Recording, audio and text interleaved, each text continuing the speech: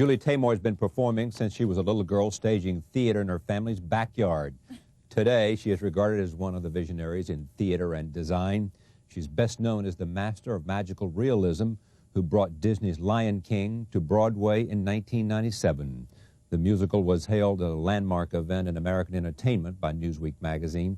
It went on to win 6 Tony Awards, including Best Musical and Best Director. She is now marking her feature film debut as a director with Titus.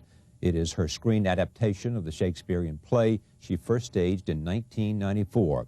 Here is a trailer from the film.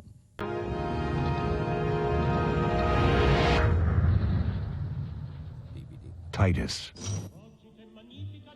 Welcome, my gracious lord. Welcome all.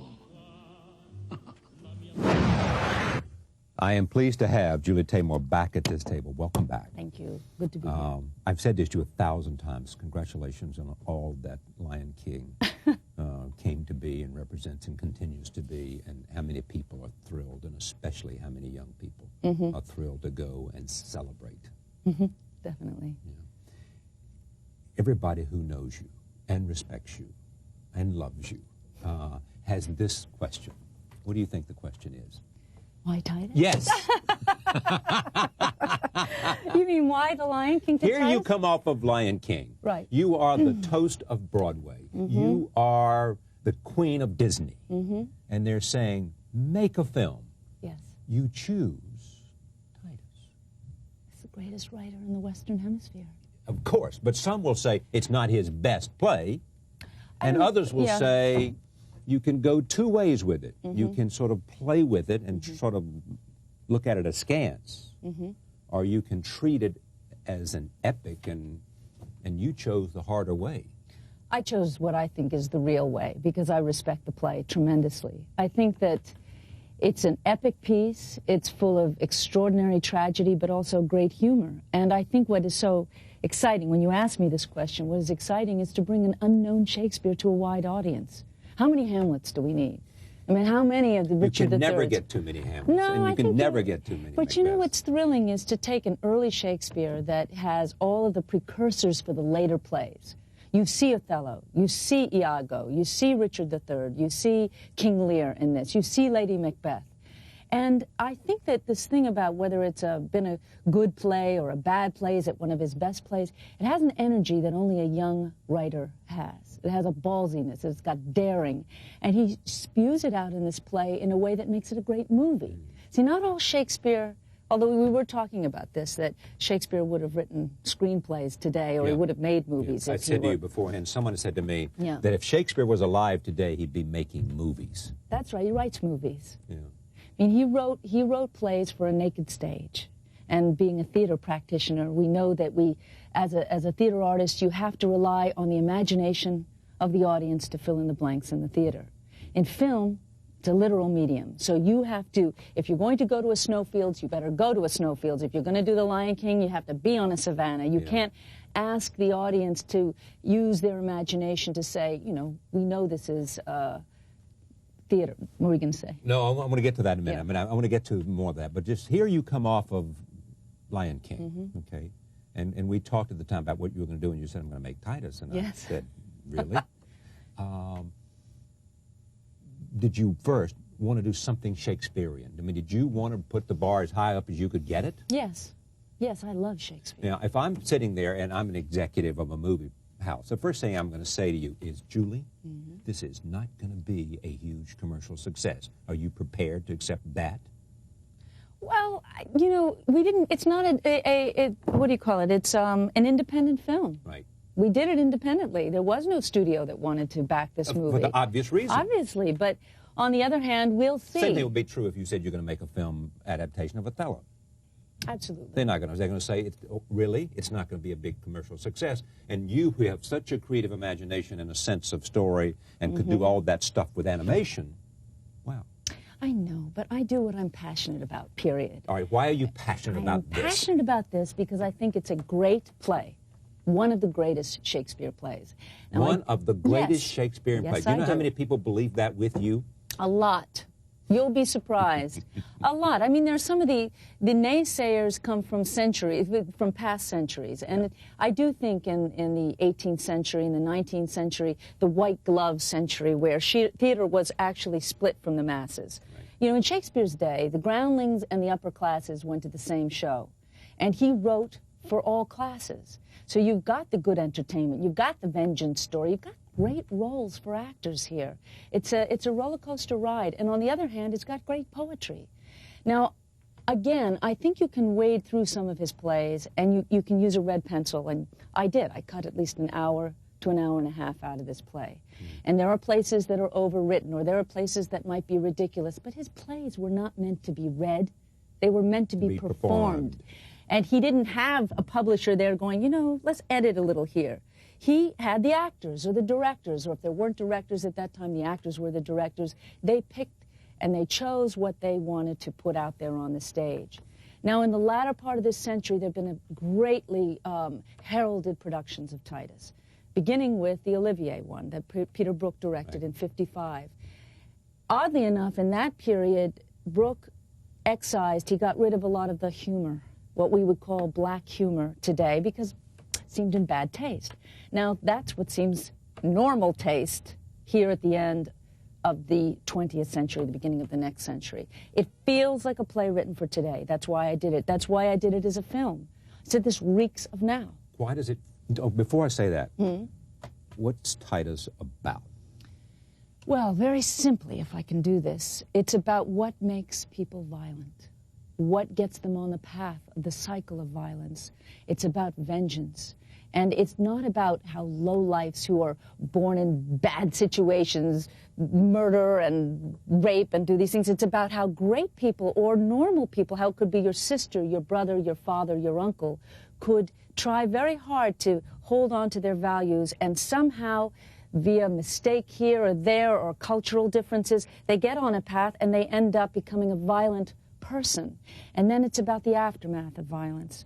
And then it's also about violence as entertainment, which I find to be an extraordinary tension between a story about violence and how we enjoy, as a people, we enjoy watching violent stories or seeing paintings about the darkest recesses of the human mind. No, it did not. What do you mean it didn't begin with us? Well, it's not a contemporary phenomenon. No, it's not. I mean, look at the crucifixion. Sure. Great art all over the place, in churches, above beds. The crucifixion is there to talk to you on a spiritual level, but it has inspired artists. All tragedy has inspired great art, whether it's Verdi's Requiem or a Shakespearean play. Okay, but we've got characters in here. We're going to see segments from a movie. What's the story here? The story is, Titus okay, Titus is, Anthony Hopkins plays the great General Titus Andronicus, who is coming back from 20 years of war with the Goths. And he comes back triumphant. He brings his enemies, the queen of the Goths, Tamara, Jessica Lange, right. And in a ritual where he is burying his own dead sons, in order to appease the spirits of his dead sons, he sacrifices the firstborn son of the enemy queen. Now, everything Titus does, he does out of tradition, ritual. He's a very rigid, old-fashioned kind of guy. Good man, very good man. But he makes this one act, even though she begs him to not kill her son. She says, beautiful line, "Sweet mercy is nobility's true badge. Titus, my sons are like your sons. They fought in the war." But he says, "I'm sorry, lady. This is the way my religion, this is what I have to do. I have no choice. I have no choice." That sets off this cycle where she vows vengeance. "I'll find a day to massacre them all," says Tamara. Now, here you see... I like this already. Yeah, but what is so great is you see, and this is why Jessica Lange took the part, in the very first scene in the mausoleum, she begs as a mother. And she tries to get this guy to respond to her as a human being, but his culture and her culture, it's tribal. They're different. So she then becomes the queen. She's the queen of the Goths. He picks the wrong emperor. It's a complicated story, but anyway, he makes one mistake after another, and lo and behold, this woman, who has now become the Empress of Rome, she marries the Alan Cumming part, right. Saturninus, right. The Mad Emperor, and she ends up systematically destroying Titus's family. And by the end, he tries so hard to hold on to the sense of justice. It's a very absurd, it's almost like theater of the absurd, where he sends arrows to the gods looking for justice. He can't find it on earth, so he looks in heaven and hell for justice. And when he can't find justice, he vows revenge. And this good man who could be our generals, he could be a Schwarzkopf, he could be a Colin Powell, come back, we want him to be the president, he's too tired, he doesn't like politics, gets himself into trouble, and here he is by the end, he becomes an incredible monster, but we're rooting for him. We're rooting for him as he destroys her children, and I don't want to give it all away. I want to see a series of clips here. First off, you mentioned Alan Cummings, who plays Saturninus. Yes. And has chosen Tamara, played by Jessica Lange, as his queen. Roll tape. And let not discontent daunt all your hopes. Madam, he that comforts you can make you greater than Queen of Goths. As you were watching this, you said it's also about madness. Yes. And it's also about race. Yes. Hopkins, your first and only choice for this? He's my first choice. Absolutely. I think it's for me, this is not a modest thing to say, but I think it's the greatest thing he's ever done. I think it takes all the wonderful performances from Remains of the Day, you know, the repressed, controlled, tight Anthony Hopkins. It's this seething madness underneath, but the way that he can just pull it all in and then explode, it's just fantastic. The journey he takes as a character, the development of this character is immense. And he went through the ringer doing it, too. What does that mean? First of all, we shot in Rome. Mad on the set? No, he didn't go mad on the set. He took on the character of Titus seriously. And I would say, and he would say, he bared his soul on this one. He ripped himself open and apart. And I was watching it happen day by day as we were shooting. Why was that, though? Because, I mean, was that all for the sake of the part, or was it just the whole shooting of this scene was so... It was difficult. Difficult. It was difficult. I think it's a combination of both. The difficulty of the shooting made him... Go wacko? No. Well, what? No. Your words. No, what? I think what happened is...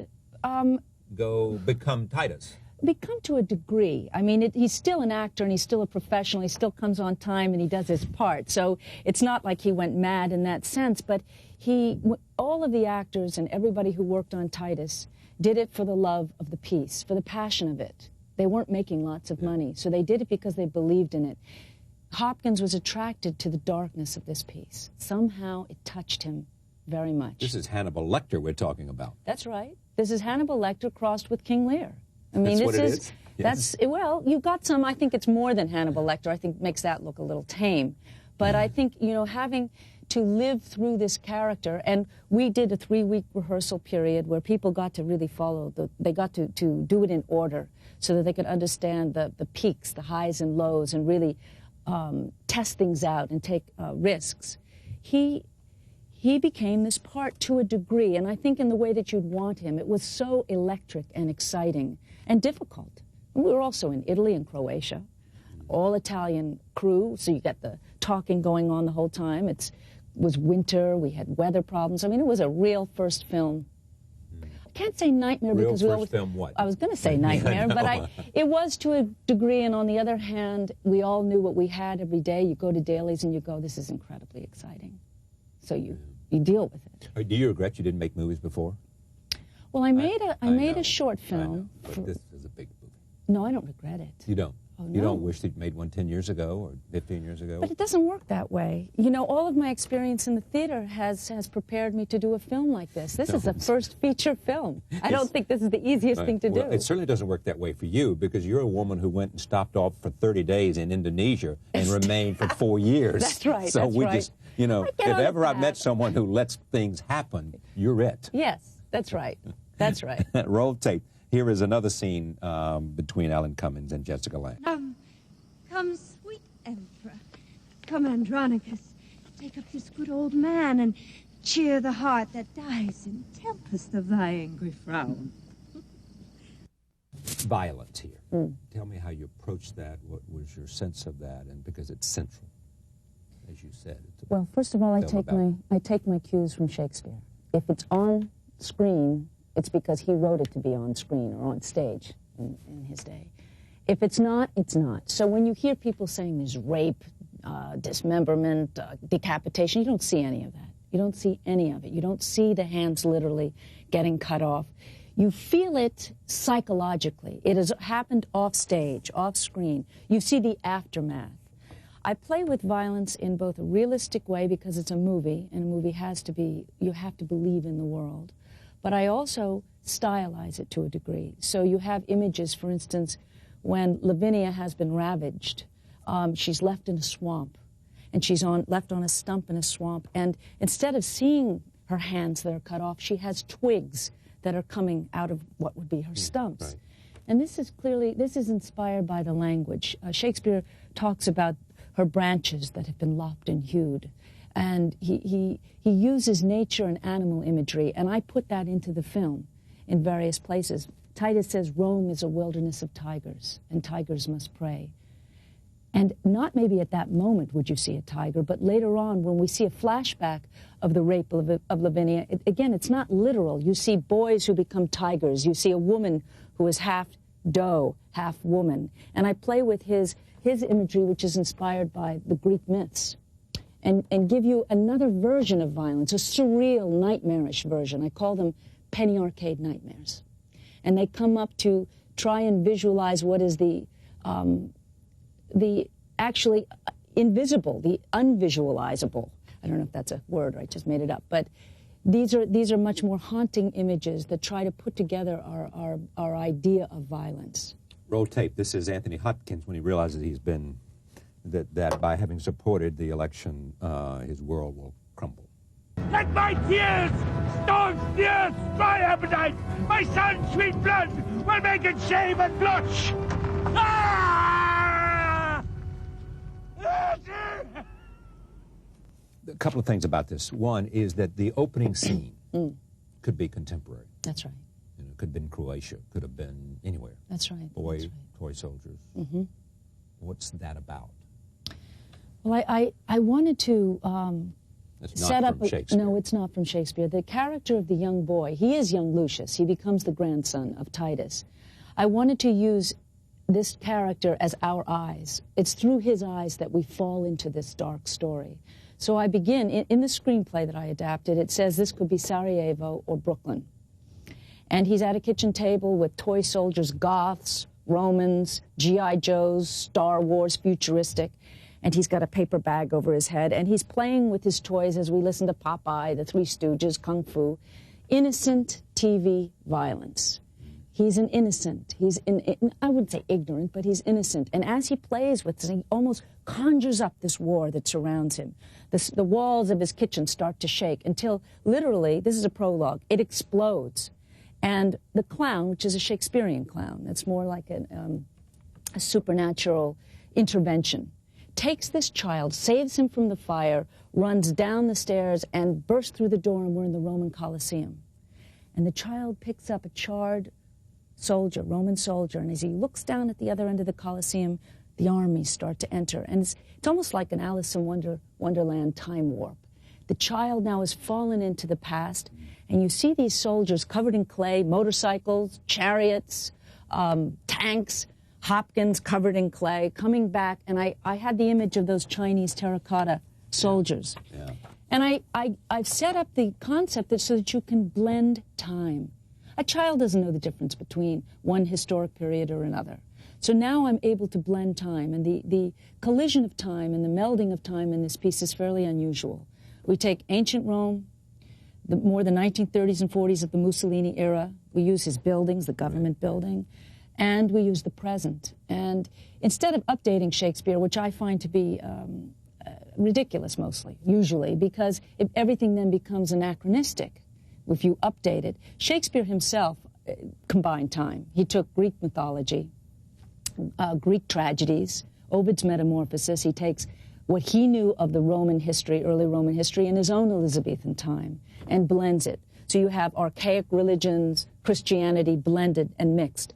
I've done the same thing in the style of, hopefully, Shakespeare. And here, there's nothing anachronistic anymore because we've created our own world. It's a very difficult world to make specific. But with Dante Ferretti and Milena Canonero, my designers, and Elliot Goldenthal, who did the same thing in music, we were able to create a world that you have to fall into and believe. And the child is those eyes. We go through him. And we follow his arc so that he goes from innocence to being an active participant in the drama. Finally, he says something. He actually starts to talk halfway through. And he becomes the child who's learning about his family and about the blood feuds and the tribal wars. But by the end, it's almost a rite of passage, as this child has to make a decision and decide how he's going to go on with his life. Is the cycle of vengeance going to continue, or is it not?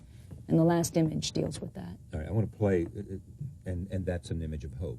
Absolutely. Major hope. I mean, if you ask about the Lion King, which is about the circle of life, right? Mm-hmm. I would say there is a circle in Titus. It's the circle of the Colosseum, which is the theater of vengeance, the theater, the circle, the arena of cruelty.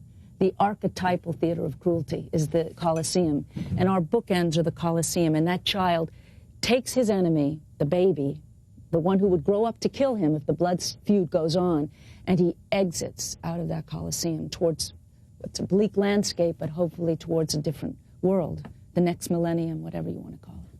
This is a little bit of directing here. Take a look at this sort of stylized, surreal images as reflected here. Take a look. I am revenge, sent from the infernal kingdom, accompanied by rape and murder here.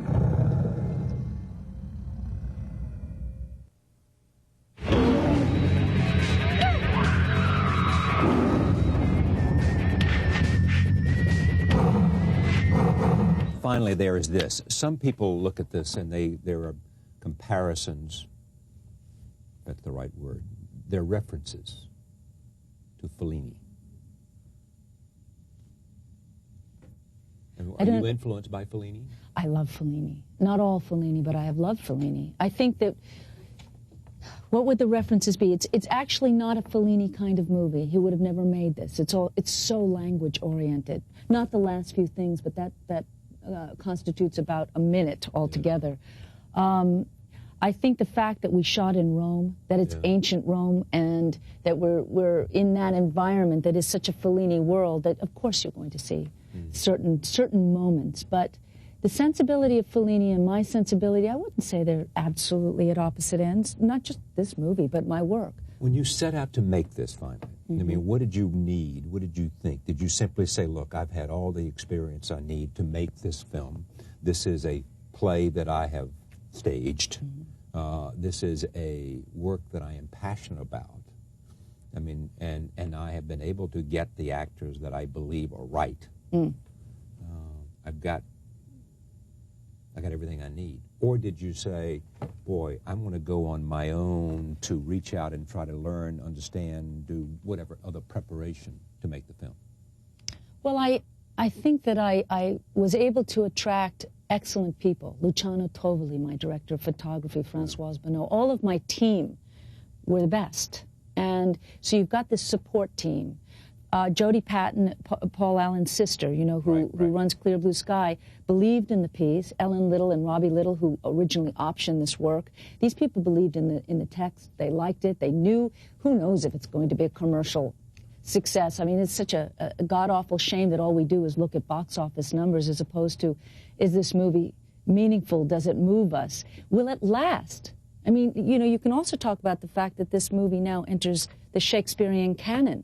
So probably over the long longevity of time, over time, it probably will make its money and have a tremendous success that way over a long period of time. What I needed was enough money to do my vision, and that was always a difficult struggle. Always. It always is. I don't think it matters at what level you're working on. It's hard. But I had the background in filmmaking. I knew what I wanted to say. I have to say, honestly, if I hadn't directed it on the stage, I wouldn't have dared to do it on film. I knew this piece. I gave my actors the time to rehearse so that they could make the language, and many people have commented on the fact that the language is very accessible, very easy to understand, and still poetic. That's very important to me.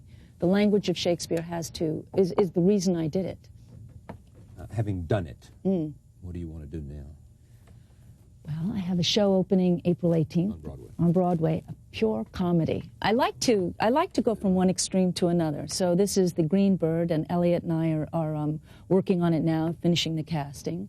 And that's based on a commedia dell'arte. It's a kind of foolish love story. It's a love story with philosophical intentions, but a lot of bawdy humor.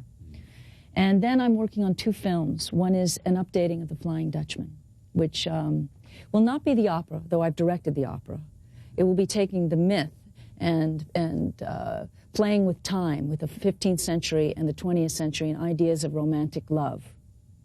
19th century romantic love and 21st century. Finally, there's this book, Julie Taymor, Playing with Fire, updated and expanded edition, which includes some whole range of things, from The Tempest to Taming of the Shrew, to Titus Andronicus, the play, and the play, and there is even the movie. There's The Flying Dutchman, which you were talking about. And I did Salome in Russia for the Kirov opera. That's in there. The operas. I think we might be doing Oedipus Rex at the Met for the Lincoln Center Festival this summer. Right. There are talks about that. Now, I heard you were asked to do something phenomenal. Were you asked to design something for the millennium or something important for the Olympics? Yes, I did. I was. But you said no. No, it's too many people to answer to. What did they want you to do? I think this was to stage the opening ceremony. Yes, for the Winter Olympics that are coming up. I mean, there are all kinds of fun offers you said no like to that. But to what? You're too busy, or it's just too? No, you're going to work towards. Yes, too many people to. How do you get to? If I could have what the Disney guys gave me, which was really a lot of freedom to do my vision, and if the Olympic Committee could say, do what you want to do, I would do it. But there's not going to be that kind of freedom, and I know that. And so you said pass. I have a lot of other things that would be more fun to do, and maybe aren't just for one night. Billions would see it. Remember that. Billions. It doesn't matter. I mean, I have to. It's a lot of time to spend for one moment. It's a lot of time. You know, and it really is about whether I could do something that I think would be artistically valid and not just an entertainment. Congratulations. Thank you. Thank you for coming. Yes, thank Julie you. Taymor. Titus, thank you for joining us. See you next time.